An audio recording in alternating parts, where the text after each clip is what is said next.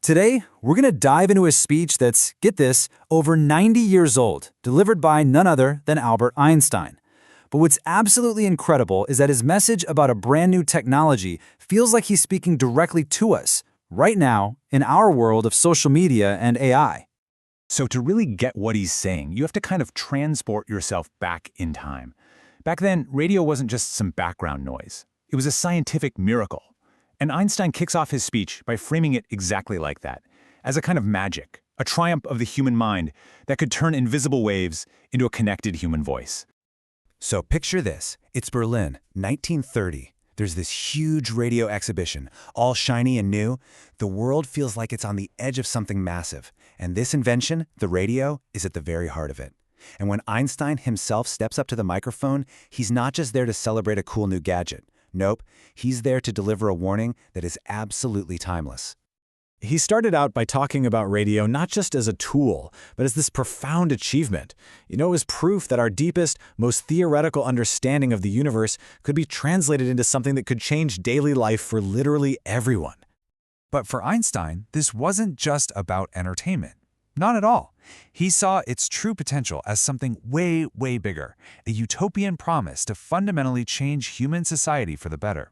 This comparison right here really lays out his whole vision. He believed radio could just collapse the distances that create so much misunderstanding. Instead of information getting filtered and twisted, people could hear each other directly.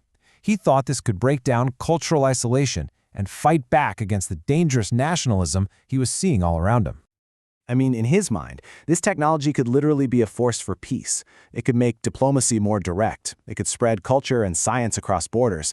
And, maybe most importantly of all, it could foster empathy between people who would have otherwise never known each other existed. So, for Einstein, radio's greatest power was its ability to build a real global community, to turn a bunch of isolated nations into one interconnected humanity. It's a beautiful vision, right? But, just as he's laying all this out, his tone starts to shift.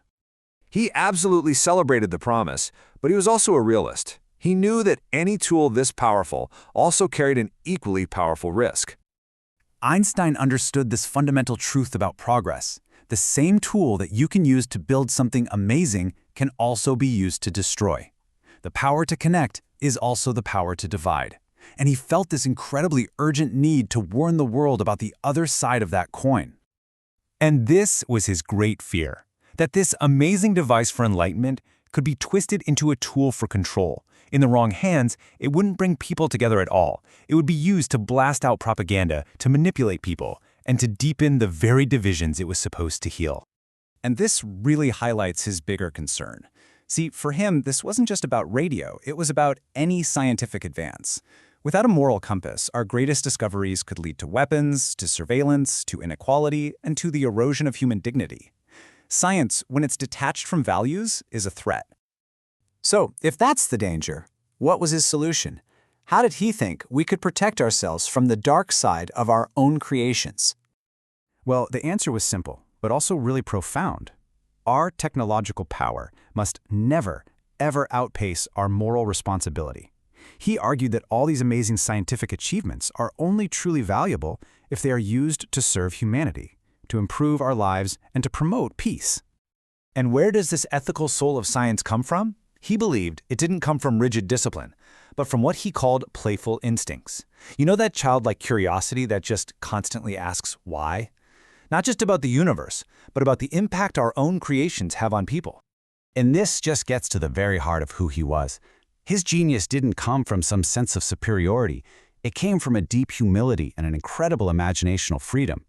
That playful, curious spirit wasn't just the source of his scientific breakthroughs.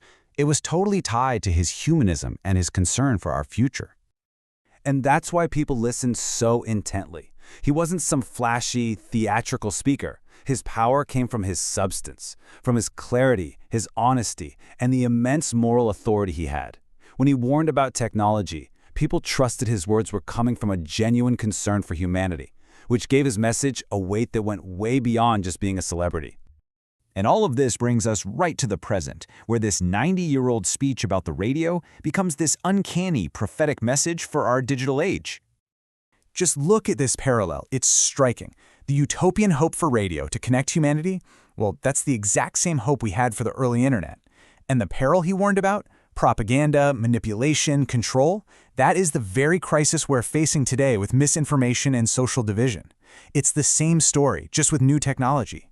It really makes you wonder why this pattern keeps repeating itself. Maybe it's because every new tool just amplifies human nature, both our desire to connect and our capacity to control. And that leaves us with a final crucial question. Einstein basically gave us the playbook.